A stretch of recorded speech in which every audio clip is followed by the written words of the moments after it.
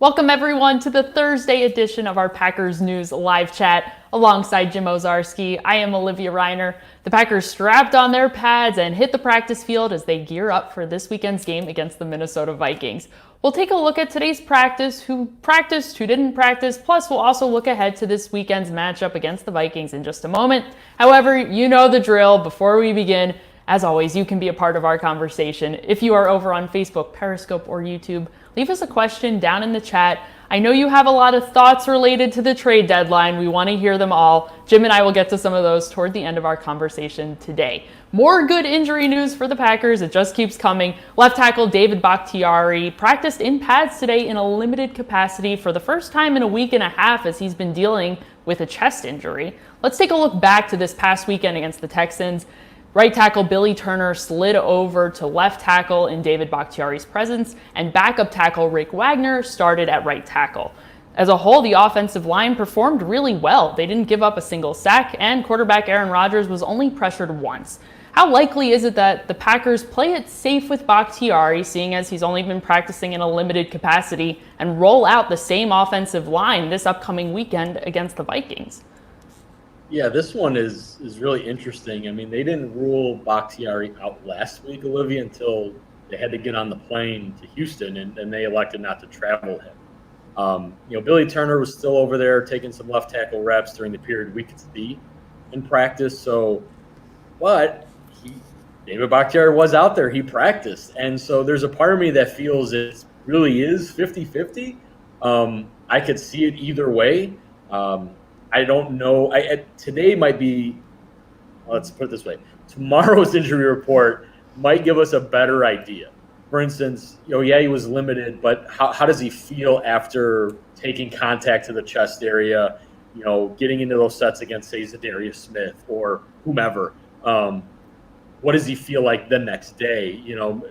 Hopefully there's no setback, for instance, like Kevin King experienced a week ago. So, I'm going to go with 50-50 just because they had Billy Turner still taking reps there. To me, makes me think they're still not sure where he's going to be come game day. Bakhtiari wasn't the only one who participated in practice today in a limited capacity. So did safety Darnell Savage Jr., who's been dealing with a quad injury over the last couple of weeks, as did, I'm blanking on who was the other player that practiced. Yes, thank you. Running back Tyler Ervin also practiced today, who's been out with the wrist injury the last couple of weeks as well. So overall, good news there for the Packers on the injury front. Looking ahead to this weekend's game against the Minnesota Vikings, quarterback Kirk Cousins has ridden the struggle bus all season, I would say. He leads the league with 10 interceptions. So far in 2020 through 6 games, he has 2 games in which he's thrown 3 or more interceptions. In his entire career leading up to 2020, 88 starts, he's only had 3 games in which he's thrown 3 or more interceptions. It's very unlike him to be so interception prone at this point in his career. What can the Packers fans expect to see from Cousins this upcoming weekend? More turnovers. I mean, up until this year, the Packers were a team that actually did turn him over. I think I'm trying to remember, including fumbles, he maybe had about double digits in turnovers, and half were against the Packers, some kind of number like that going into week 1, which of course was the first interception of the season. So look, the Jefferson kid is kind of coming into his own a little bit. He's been playing really well, but I still think there's some timing issues there, clearly, with whatever Cousins seeing, wherever he thinks his receivers are supposed to be. And Matt LaFleur actually had to acknowledge that a little bit and said, well, if you're an anticipatory thrower and you're thinking a guy's going to be in a spot or whatever, and Matt LaFleur, there's not too many coaches, I think, who have Kirk Cousins back, like his former position coach does. So, I think if he's got to put it up, especially if it's going to be really windy and there's going to be some variance in those trajectories, Olivia, I think, he's going to turn it over, or at least give the Packers a chance to. Let's put it that way. Although the Vikings are dealing with an inconsistent quarterback, they may get some help in the run game. Running back Dalvin Cook returned to practice yesterday in a limited capacity, and he was active yet once again today in practice, again in a limited capacity, as he's been dealing with a groin injury over the last couple of weeks.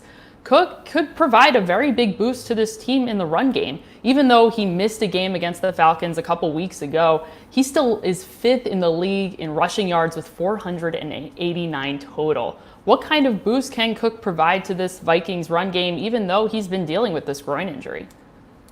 Yeah, this is an important one because, as Packers fans know, if he's not in the game, I mean, you saw what happened in December last year in Minnesota. I mean, they were able to just go after Kirk Cousins, and he's not the kind of quarterback that can really play that well without some help from the run game. I mean, a lot of what he does well is based off play action. So if you get one of the better running backs in the league and one of the better pass-catching running backs in the league back, that's an issue. It's fair to wonder if Cook can play. Would he finish the game? It's going to be cold at Lambeau Field. Soft tissue injuries, you don't know how that's going to go. But the Madison kid's a good backup. And, yeah, I think Olivia look, the Packers' run defensive numbers look good.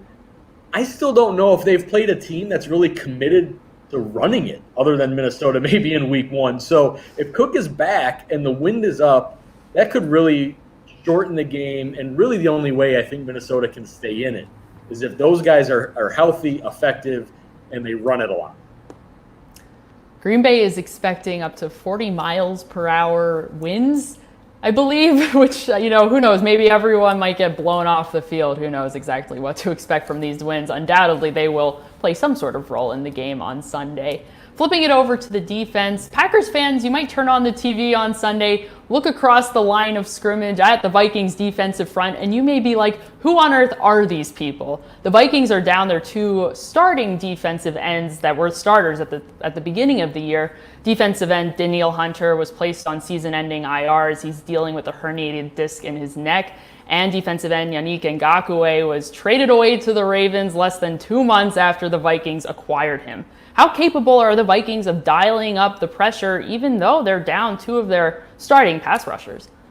Yeah, I think dialed up is the right phrase because I think if left to their own devices, Olivia, they're not going to present much of a problem for Rodgers if they just play kind of base 4-man type of stuff. I mean, even if Bakhtiari doesn't play, I think Billy Turner's really in a groove in his pass protection at the tackle spot.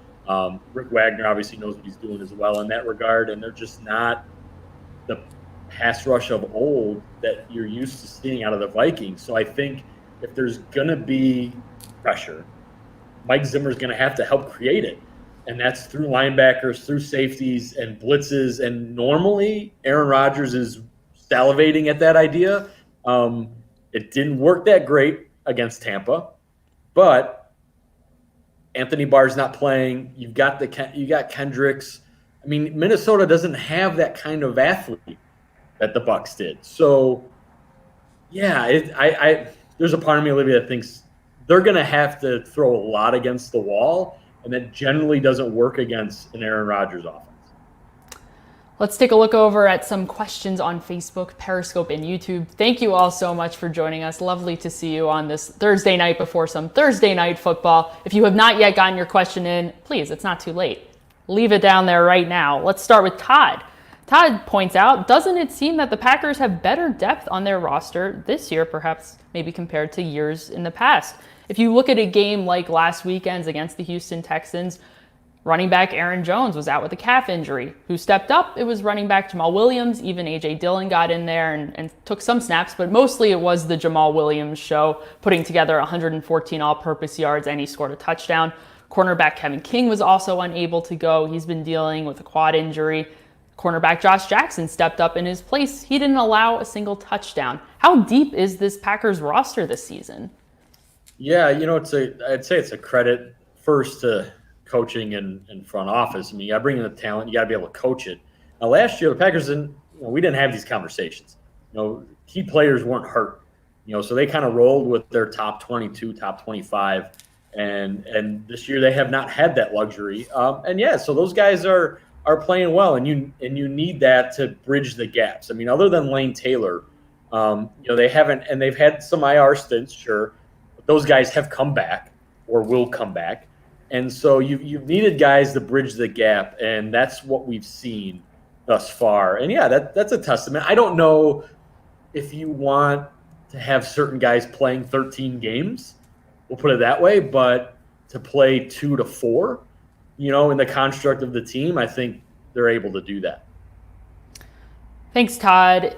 In a similar vein, let's throw it over to Periscope. Smumster has a question. They ask, a minor calf injury, but Aaron Jones is still not practicing. What on earth is going on there? It's a good point. Head coach Matt LaFleur used the phrase minor calf injury to explain whatever running back Aaron Jones is going through right now. It's something that he sustained last Thursday, late in the week in practice. It kept him out of this past weekend against the Texans, and he has not practiced at all this week, not looking good for his availability come Sunday. What on earth is possibly going on over there with Aaron Jones? I mean, I think it probably is what it is, which is a calf strain, not a tear that would require, the Packers to put him on IR and say, hey, okay, we need someone else to fill the spot. Now, what's interesting about that, Olivia, is I mean, he may play in San Francisco, but that, to me, that even feels like a little bit of a stretch. If you don't practice the whole week going into Minnesota, there's going to be, one walkthrough maybe before they have to go to the West Coast. So he's going to end up missing 3 games maybe anyway, which is what the IR designation is. But I think they're just being super careful. I mean, look at the history of the soft tissue stuff to date, dating back to Randy Ramsey and Raven Green back in training camp. I mean, they're not really messing around with guys getting back too early and knocking them out for 6 to 8 weeks as opposed to maybe 2 or 3. Devontae Adams, Kevin King, Darnell Savage. I mean, name all these guys with a soft tissue. And Aaron Jones, especially, he's one of your star players, one of your best players. If you're going to win the Super Bowl, he has to be there. And I think they'd rather roll with what they've got with a more than capable backup system in these kind of middle-tier games in the middle of the year and have Aaron Jones totally ready and healthy, for the stretch run. Speaking of injured players that may or may not play on Sunday, we've got a question here from Nick. Nick asks, is it a major concern if kicker Mason Crosby doesn't play? Crosby is dealing with a left calf injury and a back injury. He has not practiced the last couple of days. Thankfully for the Packers, they do have a backup plan. One plan, J.K. Scott, the punter. He could potentially kick field goals, do the kickoff. The other plan that our other Packers News reporter Tom Silverstein also wrote about earlier this week is that they have a kicker waiting in the wings, going through the COVID-19 protocols in Nick Vogel, who's a kicker out of the University of Alabama, Birmingham. However, how concerned is head coach Matt LaFleur if kicker Mason Crosby isn't out there to especially kick in what could be 40-mile-per-hour winds on Sunday? Yeah, and who knows? Maybe that makes their decision easier. Whether to put Mason, give him a week off and have J.K. Scott do. I mean, Mason Crosby probably has a better idea on how to play a 20-yard draw in a Lambeau Field wind. It's concerning because, again, I know the team is focused on Sunday, but the medical staff, I mean, again, they play again in San Francisco. So it's a calf injury on his plant leg and a back injury. I mean, it's not just one thing either.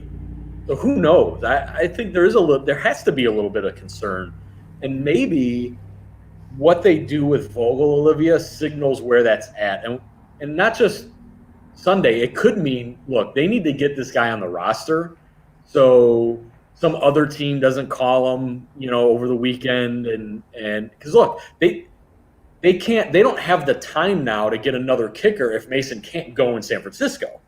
So even if Sunday is a S show, with the wind and nobody can make anything, like it won't be that way at Levi Stadium, at least not to that degree, you don't think? So, yeah, I think there has to be a little bit of concern, at least for the short term, with Crosby.